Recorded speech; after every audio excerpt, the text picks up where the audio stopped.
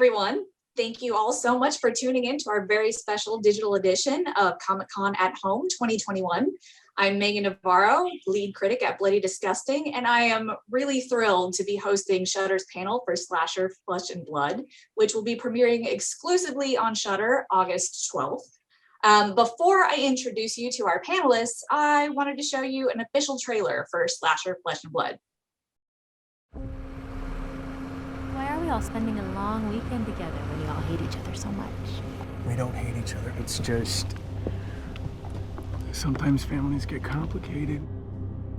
We used to play a game every year to celebrate what it means to be a Galloway.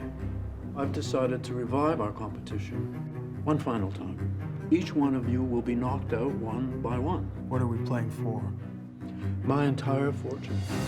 Last competition, and then none of us will have to do this ever again. This year's competition, is it open to all your descendants? Oh, you are no brother of mine. I have gone through far too much to let our money go to this garbage family. They hate us. Enough to kill us?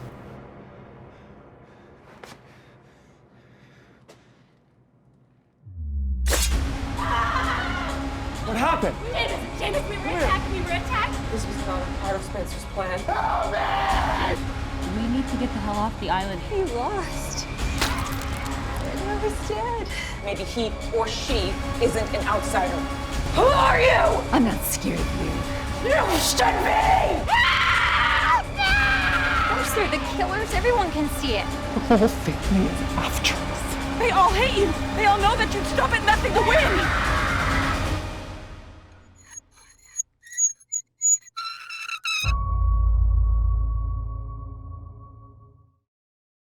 And now let's introduce you to our esteemed guests. We have with us David Cronenberg, who will be playing Spencer Galloway. We have Rachael Crawford, who will be playing Grace Galloway. Paula Brancati, who is Christy Martin.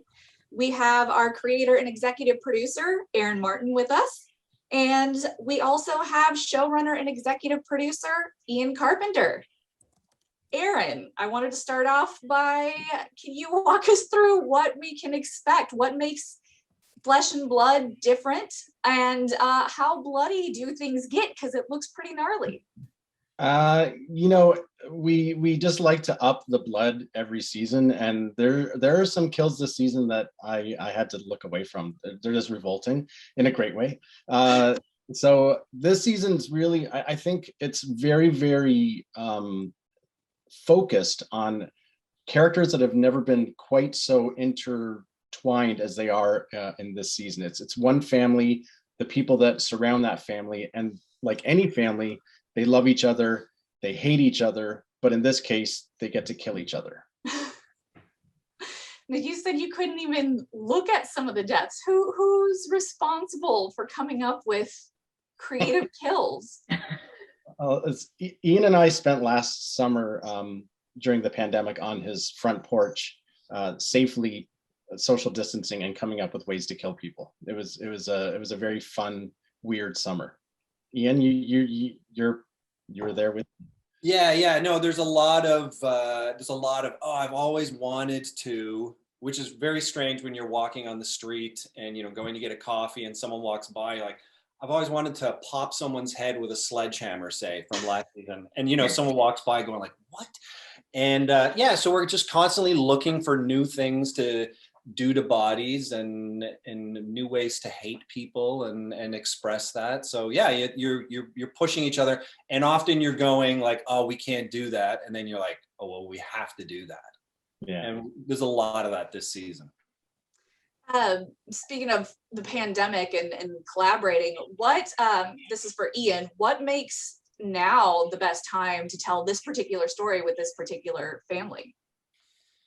I think we have, courtesy of quarantine, we have people spending a lot of time with people they love and they're close to, but that's really tested. And I don't know anyone who doesn't have a quarantine story of a couple months where the person they were closest to and they love was driving them crazy. And, so I think that kind of pressure cooker really applies to a family that returns home to a reunion. And then, you know, there's that line, right? You think you're evolved, well, go spend a week with your family. So it's, you know, I think we're all very aware of that.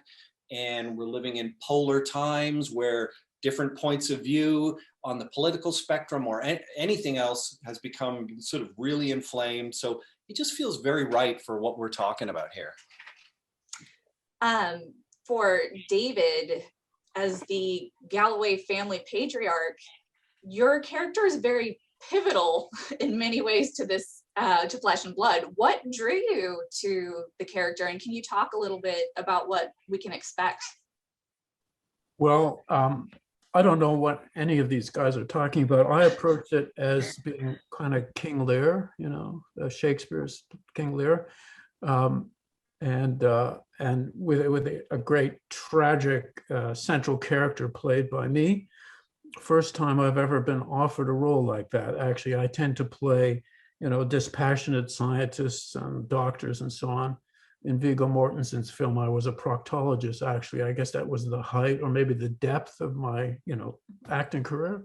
But this was quite exciting for me because this character is not dispassionate. He's very passionate. He's very intense. He's very emotional. And it required me to do some things as an actor that I guess I've been acting for 50 years, that I had never actually had to do before. So it was a wonderful challenge. And the characters were complex, and the way they were interlinked and interknitted was complex. And there are surprises. I can tell you, when I was reading the scripts, I was constantly being amazed and surprised, actually. So all in all, just an incredible lot of fun, and as well as being a challenge for me as an actor. Rachel, Grace is the stepmother, which tends to have negative connotations in general in storytelling, but especially in horror. What can you tell us about playing the stepmother and how that factors into this particular family? Well, it's funny, you know, I never thought of her so much as just the stepmother. It's so funny. There's a difference between, to me in my mind, stepmother and second wife. And I thought of her more as second wife. And so in my mind, I thought, well, I'm the wife that's going to do it right. I thought of her as somebody who was just very ambitious and single-minded in her focus as to how she was going to take advantage of this opportunity she's been given by being able to find her way into this family. I think there's a few moments where, you know, the stepmother thing plays itself in terms of the way the kids are treating her, but I don't know why. I just never, that wasn't the point. That wasn't the thing that I thought about that much. I thought of her more as protective mother, breeder of an inheritance, and somebody who was going to make a successful, safe, and secure life for herself and her son through this family, and in particular through this man. Yeah, and I can tell you that Spencer didn't ever think of Grace as being, you know, someone he would marry in order to be a stepmother. I mean, he was looking for a second wife, and treated Grace that way. So we were in sync. So definitely sounds like this, like Flesh and Blood will kind of toy with perceptions of what family dynamics are typically like. Very much so. It's all, I mean, it's taken to an extreme of intensity. And of course, when it's murder, you know, it's a little, most families don't experience that. Some do, but not most. So in a way, it's sort of making physical things that are interior, you know, the things that in a normal family drama would be kind of psychological murders. In this show, they are actual murders, which can be very gratifying. And Paula plays Christy, who is not a Galloway member. She's kind of an outsider, bringing a different perspective. Can you talk a little bit about her character? Yeah, you know, Christy's married into this family for many years, but has never been fully accepted by them. So whenever she comes to these reunions, she actually feels quite lonely in it. And I think she's hyper aware of the fact that Seamus is very different when he's triggered by his dad, when he's around his sister. There's this competitive edge that comes out. So I think Christy operates also as sort of an outsider eye in for the audience. I think she often says what the audience might be thinking about these toxic dynamics, and she doesn't really know who her allies are there. So she sort of has this sense of anxiety. She's also very grounded and a voice of reason for Seamus, but as you maybe got a bit of in the trailer, there's a lot that sort of starts to unravel very quickly at this weekend. I also wanted to touch on, Paula, you're a veteran of slasher. Veteran, very old. And what is it about the anthology format that you think works well for horror, really? I think what's really exciting about it is that it's 8 hours that we're shooting. You know, we're block shot this. So it really feels like we're shooting a very long movie together, and we're arcing it, you know, from the get-go with Ian, with Aaron, with Adam, our director. And we really know where these characters are going to go. I think that's an incredible challenge as an actor. You know, when you're working in TV, often you don't know even where your character is going to end up at the end of the season. And then, you know, to continue to come back and play new, complex, very rich characters, there's a challenge in that. And it feels like a real company of actors. You know, we have some people returning, and then we have incredible new actors like our friends here today. And that's really drew me as an actor. So thank you, Ian and Aaron, for letting me come play for 4 years, really. Aaron, where did the concept come from? How did you come up with slasher? Well, I'm of the age where in the 80s I watched all those slasher movies as a teenager. So, you know, from the minute we started doing sleepovers, we were watching things like Halloween and Friday the 13th and Sleepaway Camp. And so they've always been a big part of the kind of shows that I like, but I've also always loved Agatha Christie novels. So if you look at slasher has, you know, 1 or 2 kills an episode, but the vast majority of the show is mysteries and soapy stuff and interpersonal conflicts. So that what I wanted to do was kind of combine those 2 things into one. And so I had just finished a medical show where I had, for some reason, had 2 episodes where I stitched people back together, weirdly. And I was like, well, how do you take people apart? And so then I wrote the very first pilot on spec, and then it got picked up and went for its first season. And then, you know, now we're at Slasher Flesh and Blood. Ian, families are complicated. We've already talked about the dynamics of it. Can you talk about maybe how privilege and class also, like, how did you layer that in, and how does that play a role? Yeah, it's a big part of this family. I mean, it's very interesting.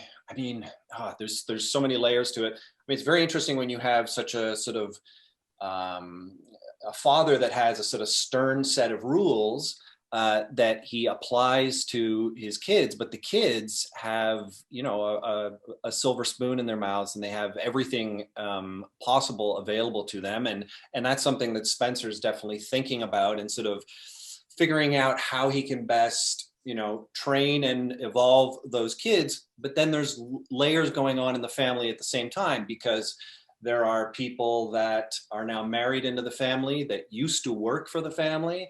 And then there's Birgit, you know, a servant that works in the family who also has a child. So you have this like mess of sort of parenting and privilege all sort of crisscrossing all through that in ways that are, of course, predictable, what's available and possible for everyone, but just sort of, you know, contradictory and full of conflict through the whole thing. And this is really for Aaron and Ian. When you're talking about, I mean, obviously a big draw is the murder and the creative kills, but mystery is the core of it. How do you layer that over a course of a season? It's obviously very different than, you know, film. So how do you build over like 8 episodes a mystery? Well, the key is obvious. It seems obvious, but knowing who the killer is and why, that's where you have to start from. And then you just kind of weave everything around that. You know, Ian and I went into this, and I can't remember how we came up with this concept, but I do remember it wasn't long after being with my family over Christmas and loving them and hating them and talking about like how can we make that into a show. And then, you know, if you look at this family, Spencer is, you know, he's a father that's provided a lot of material goods to his kids, but he hasn't provided a lot of emotional material or positive, constructive emotional material to his kids. And so just that in itself gave us fertile ground to create so many different secrets and, you know, people that love each other, people that hate each other. And that's how we built the mystery around, you know, around the murders for 8 episodes.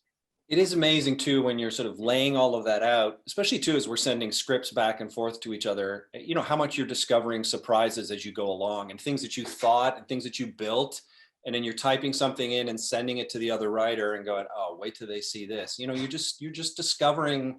That happens every season, especially as we get towards the end. Like there's some trick we pull on each other that the other wasn't aware of. Yeah, it's really exciting. Do you withhold any of these surprises from the cast, or are they well versed from the get-go? Everyone gets all scripts at once, so they know everything. But except I didn't read mine, so I only, you know, I was trying to be a real actor, which is to say, where's my scene? Okay, what do I say? Oh yeah, okay. Oh. So I was very surprised when I started to see what was actually going on. But in fact, I mean, Spencer really didn't know everything that was going on. Obviously, no one character knows everything. So in a way, your character is ignorant of certain things, and you have to play from that as an actor anyway. What draws you to horror and like storytelling within genre films? I'm throwing this to David. Well, I've made films that are in the genre and not, and some that, let's say, like Dead Ringers, which are sort of half in that genre and half in another. It's just I mean, if you're an actor, you are very body conscious. If you're a director, you're very body conscious, because cinema, I mean, the thing that you see most, the thing that is most photographed is the human body. So I focus on that as the reality. And a show like this is very focused on the body. And I mean, it is in a humorous and adventurous and inventive way, but also in a kind of profound way, actually.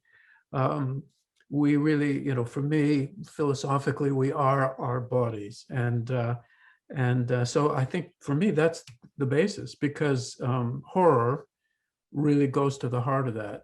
That is the essence of horror, is being a mind and a body at the same time that is finite.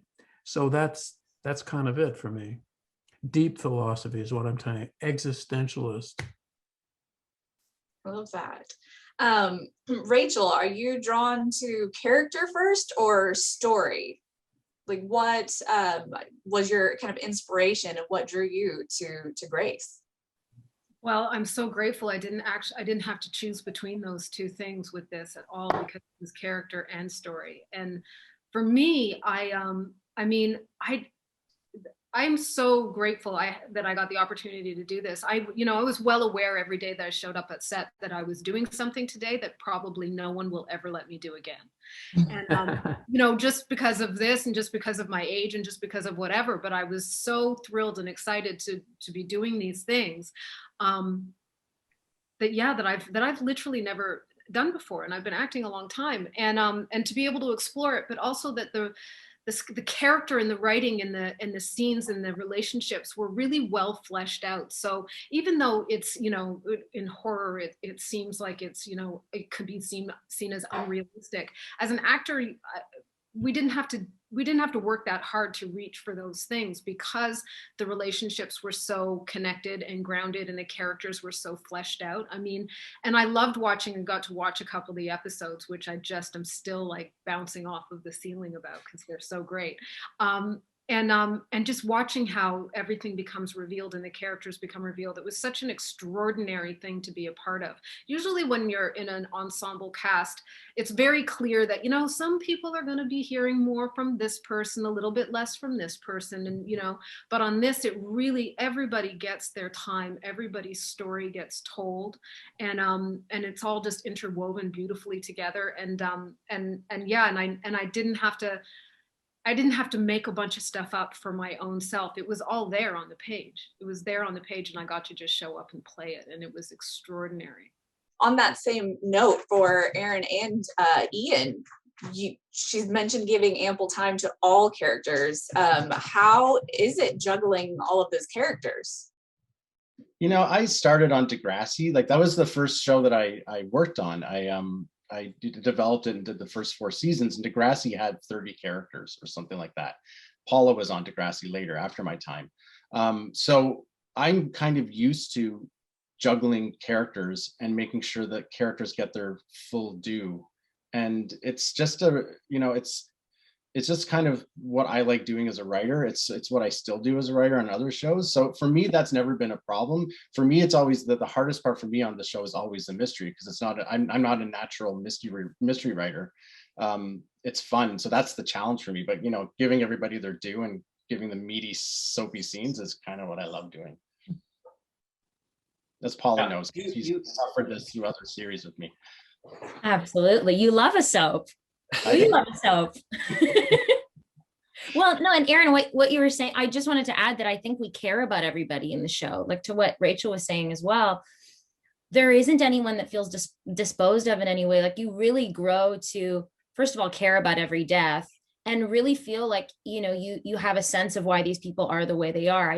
I'd never worked in this genre before doing slasher. So, the death sort of came at the end for me. Like, all the gore was sort of the last piece I thought about as an actor, but really it felt like every character could have a show about themselves. Like, they could all stand alone in their own series. So to sort of flip the page and say, oh my God, every character is really fleshed out and complex and rich.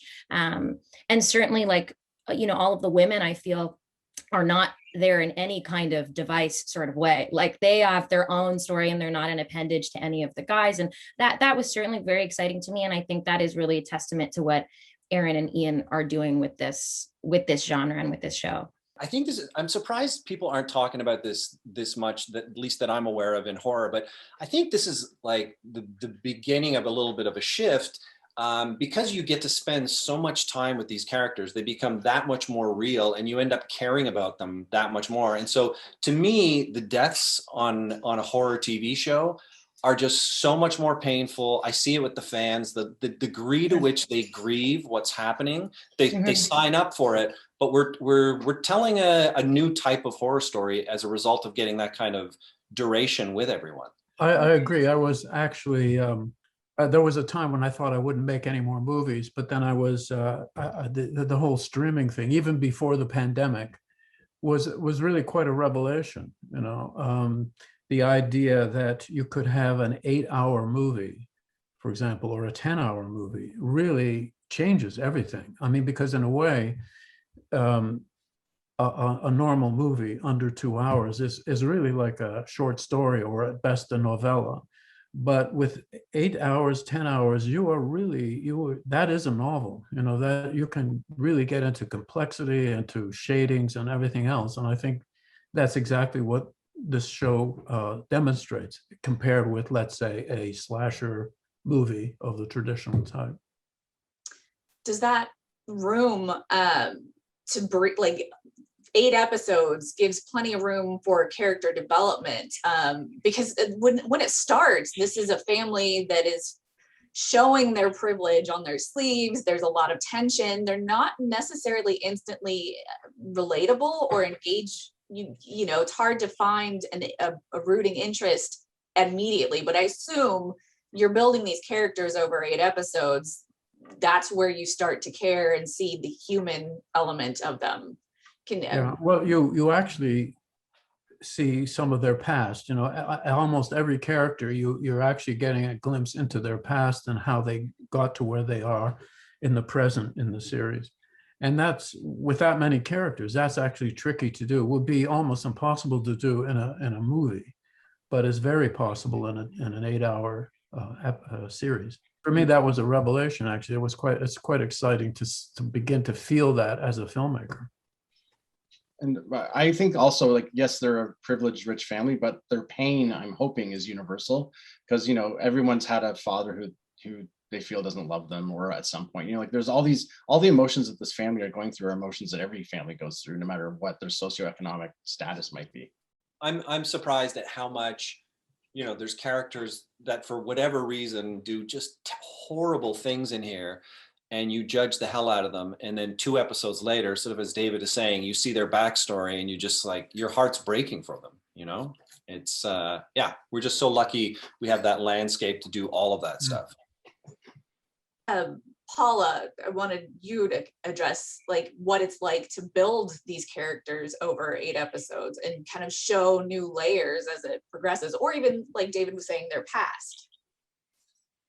Yeah, it's really exciting. It is a challenge, you know. I think it's been so much fun to do that with Ian and with Adam McDonald, our director, you know, this season, and sort of talking from the get-go about references. You know, we would have in-depth conversations for hours, or sending texts about backstory that we also might never see even in the flashbacks, but that we felt was really important to sort of color this world, because it is such an ensemble. We're never going to be able to hear everything about everybody, but I think all of the actors, I think, had so much fun coming to the table with a very fleshed out world that we're kind of arriving with. I think one of the biggest challenges actually is that it takes place over the course of a couple of days. I think, you know, when you're shooting for 6 months, but it really is like a weekend, and sort of making sure you're emotionally arcing it the right way. That always gets me, you know. I have like butterflies going to set every day, which I think is a really good indicator. I try to ride that, but for this particular season for Flesh and Blood, it is such an ensemble. We have so many group scenes that I felt there was a lot of ease in, honestly, like arriving and listening to each other, and really in the blocking, seeing what other people were bringing, and realizing that certain scenes, you know, as an actor, you're like, oh, I'm going to do this and that. And you're like, oh, this scene has nothing to do with me. It's really, you know, Seamus's episode. They're never going to cover me. It totally takes the load off when you realize that, you know, different episodes are really delving into different people's backstory. But yeah, I mean, I have my script with all my colored Post-it notes and all those actor notes, and then you kind of like throw it away and never look at it again, weirdly, when you're sort of in the thick of it. And every day, as Rachel said, there's big things we're doing every day. There isn't a lot of pedestrian in this show, you know. The stakes are very high, and there's stunts and there's blood. Not spoiling anything there. So I think even shooting this in a pandemic was a really specific experience. You know, we have a lot going on in the world right now. There's a lot in the news that is horrific. And then we were coming to work and shooting in these sort of very real seeming circumstances sometimes. A shout out to our FX team, who we love so much, and our hair makeup team, that make everything feel really real. And we shoot very fast as well. So I'm thinking of certain death days where we really did have only, you know, one take for one particular moment of a stunt. And a lot of us felt kind of ill, or, you know, your hands are shaking between takes. So you are sort of challenged to just kind of be in the moment, I think, and respond to stuff, because none of us were supposed to be, you know, comfortable with death anyway. So you can kind of play that in real truth. So awesome. Before we wrap up, I wanted to talk to Aaron and Ian real quick. We've talked a lot about the family dynamics, building mystery and drama, and of course, lots of blood and kills, but can you tease any of the horror or suspense that fans might expect for Flesh and Blood before we wrap up? Well, it's, I mean, there's so much we could say. We have to be careful, I guess. It's, I mean, you know, everyone is trapped on an island, so that fires up everything. And, you know, they have this gorgeous mansion that's full of everything that could pamper them. But they, for various reasons, they need to leave that mansion. The mansion is full of secrets and dangerous secrets. That's not just the people that are there. There's also other things there for them to deal with. And then the outside, I think, really quickly becomes a place of danger. And then with our killer is adept at manipulating all these situations. So yeah, is there anything else you'd add there, Aaron? I think this season, because like our cinematic touchstone is the Cirque movies, so I think what you'll notice is that the kills are probably a little more art directed in some ways than they have been in past, and there's a real focus on making things beautiful that are really horrifying. So that might be a season. Other seasons we've done different things, but in Flesh and Blood, it's very much about beautiful framing, really beautiful colors, and really playing with this feeling of what year are we in and what time are we in, and I'm hoping all those things will just make it feel like a really original kill with really original season, but with all the kind of fun and gore that people are used to. And there's a real intimacy this year, right? Like to the kills. And I know, Paula and Rachel are smiling and we're talking obliquely about a kill, but there's some things that some awful things that happen with everyone right up in it. I don't think we've ever been quite so close to everything that happens this season. I'd say there's a couple of kills that aren't quite as graphic that might hit people more. Oh, yeah. Mm-hmm. What a fantastic tease to end on. Thank you so much for watching our slasher panel at Comic-Con at Home 2021. Do not miss Slasher Flesh and Blood premiering exclusively on Shudder on August 12th. Thank you all so much. Thanks, Megan. You. Thanks, Megan. Thank you. Bye-bye.